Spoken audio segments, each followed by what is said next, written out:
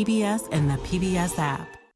In a historic vote last month, California state regulators agreed to ban the sale of any new powered gasoline cars by 2035. That after this vote by the California Air Resources Board, the state's clean air regulator. In mid-August, they unanimously backed requiring all new cars and light trucks be zero emission by 2035. I just really want to thank all of the hard work that went in to building this package. Ban all gas-powered cars by 2035?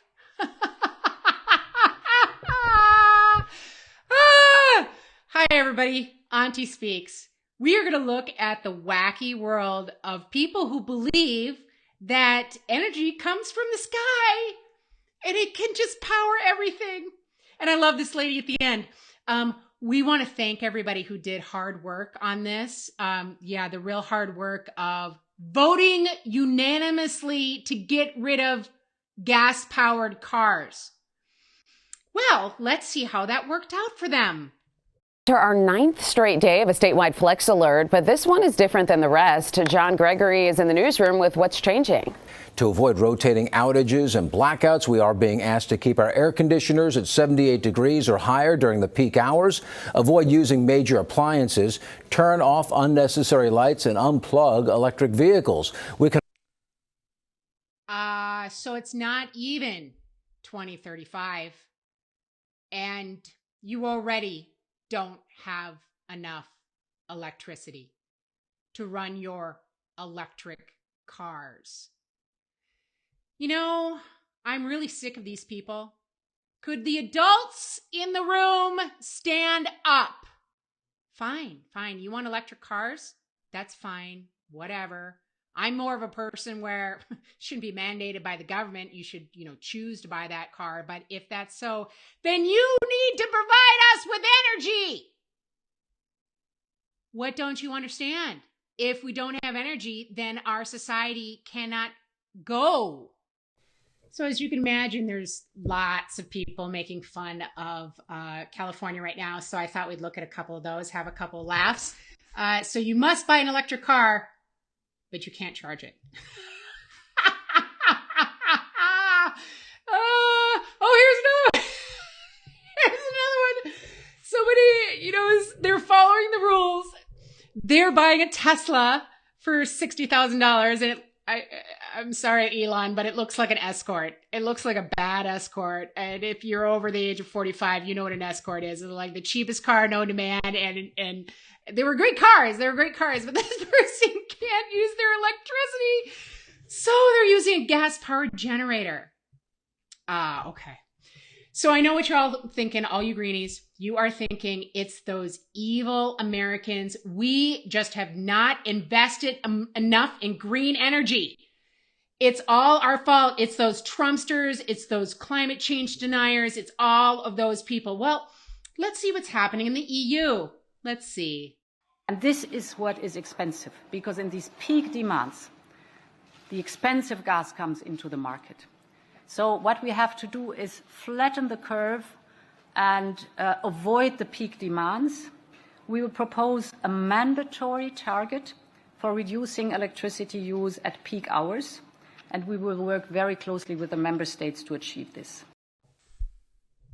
That's the EU. We don't want you using energy during peak times. No, we can't do that. I hate to tell you, but an industrialized economy needs consistent energy. And if you cannot fulfill the demands during peak times or not peak times, I'm sorry, that's just the way it goes. I live in the north, and let me tell you, there are times of the year where if you can't turn on your heat, you are going to die. It is 20 below outside. You will die.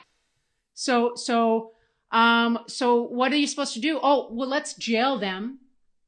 Switzerland considered jailing anyone who heats their rooms above 19 C. I'm terrible at that conversion. I think that's something like,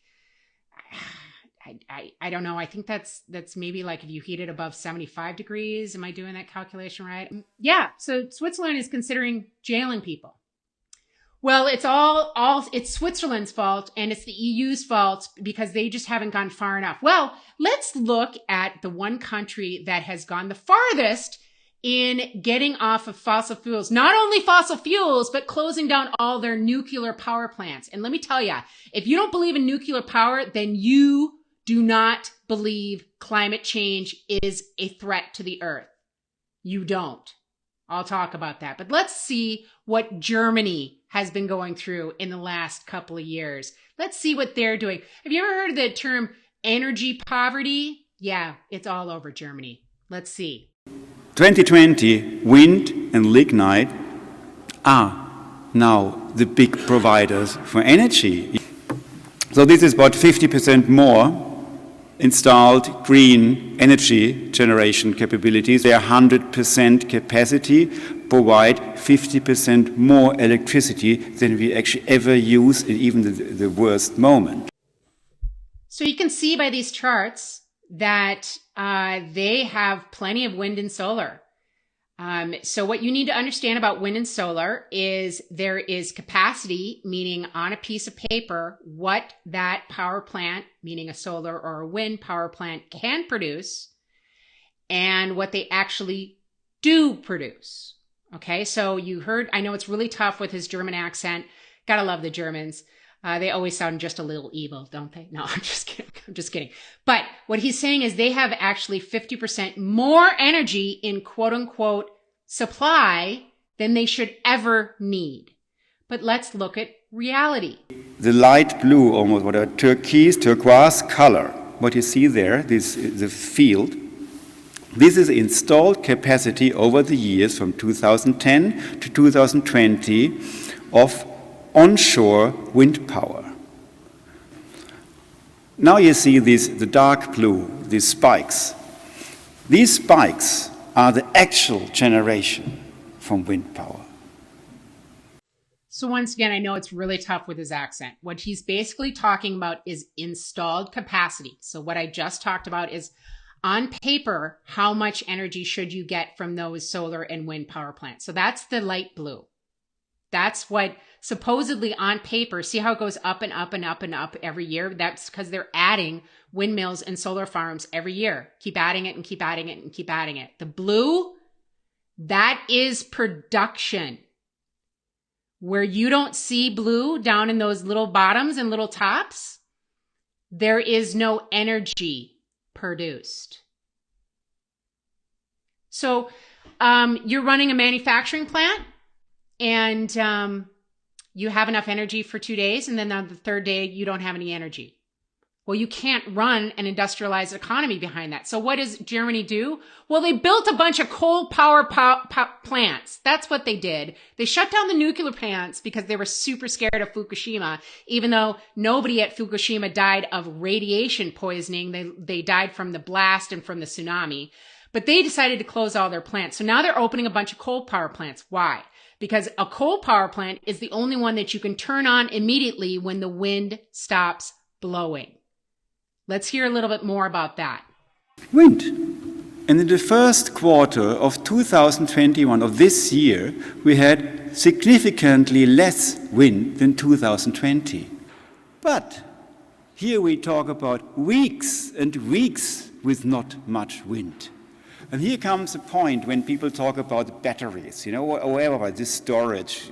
We talk about weeks of weak wind we actually have to bridge, where we have to substitute the, call it failing wind, with some other energy source. And it goes without saying that a battery, which is cheaper and even better, they still only last for a couple of hours. 14, our then Minister for Economics, the truth of the energy transition it's already close to failing. Weeks where the wind doesn't blow. There will never be a battery that is going to hold power for weeks. It's just not possible. Okay? And when your own energy advisor from the German government basically says the entire system is about to fail because we tried to go green and it was really, really bad. Yeah, I'm sorry. this is just ridiculous. So look, you guys need to make a choice. Okay, you need to make a choice on what you want. If you believe that climate change is an existential crisis and it's going to kill all of us, then you have one choice and one choice alone. Let's take a look at this chart. Okay, so let's look at this chart. Sources of electricity generation in the United States. Natural gas, 33.8%. So that is the largest source of our energy right now. There is only one country on the face of the planet who has actually reduced their greenhouse gases. And you would be surprised to know that it was the United States. Yes, the ones who came out of Paris, the ones who, or they didn't sign Paris, or they got out of Paris.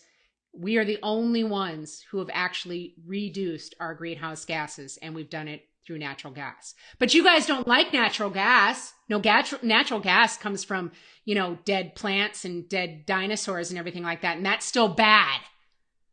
Okay. And then we've got, 30%, which is coal. And then we've got biomass, which is wood. Thanks. Nuclear, still a large part. Okay. And then we've got wind, 5.5%. And those lovely solar people that you love, that we give billions and billions and billions and billions and billions and billions and billions of dollars to, yeah, that's in the other category. Okay? So let's look at danger. Danger. But you guys don't care about this. You don't care about actual deaths. And even this chart is way wrong. It says that coal has 24.6 deaths per 100,000 people. That's a bunch of BS. I might do a video on that, but it would probably be way too boring. That is an estimated death from emissions from coal. It's not people actually dying. But when you talk about actual accidents, coal is probably the top, because you've got, mine collapses. It's a dangerous environment. People do die. Oil, people do die as well. You have explosions. You have, it's a very dangerous job, so you do have people dying. Natural gas, very, very rare. Very tough to die. Hydropower, clean, completely clean, gives up basically no CO2. Do you hear any of the greenies talk about hydropower? No. You know why? Because they don't like hydropower. Because a fish can't get up the stream. Okay, climate change is going to kill the planet, but you don't like hydro. Okay. Wind, 0.04 deaths. Let's ignore the birds and the bats. Those don't count as deaths because those kill millions and millions a year. Okay, so they don't give any greenhouse gases off. Yeah, we forget the production of those. Yeah. Nuclear energy. Yeah. 0.03. And basically no greenhouse gases. None. It is the safest energy source known to man. The safest. So if you believe that climate change is going to end the earth and you aren't marching down to your politician's office and demanding more nuclear power plants, then you do not believe that the climate is dying, or we are going to kill the climate, whatever you want to say. And I'm going to do a video just on nuclear power, because what people believe about nuclear power is just amazing. But we have a serious problem with our nuclear power plants. And it's not that they're dangerous. It's that they are old. The average age of our nuclear power plants is about 40 years old. I want you to think back, even if you're over the age of 40, what your cell phone was like 40 years ago, if you even had one. So imagine a nuclear power plant that is 40 years old. Do you think we might have better technology? Yes. Yes. Did you know that today we have technology that can use up almost 100% of the nuclear fuel? It leaves 0.1% left. We could even take the nuclear waste, meaning the rods that go in there that we have in Yucca Mountain right now, and we could reuse them. We could reuse them because now we have technology that can use almost the entire rod, which we couldn't in the past. So guys, you need to make up your mind. Okay? If you want electric cars, then you need to give us electricity. If you think climate change is going to kill the planet, then you need to give us electricity that is not going to give off greenhouse gases, and you need to go full bore into it. It's one or the other. And you cannot scream that you care about the poor if you want to increase prices of energy. You can't do it because you do not care about the poor. Okay? So, everybody, please comment below. Did you know any of this stuff about nuclear energy? Tell me more if you did and if you have good sources for me, because it's going to take me a lot of research to bring this all together. I've seen bits and pieces of it here and there, and I watch a lot of YouTube of the latest science and all that type of stuff, but it's really tough to find. So if you know stuff, please link it in the description below. And please share this with your friends. We need people to wake up. Thank you so much. Have a great day.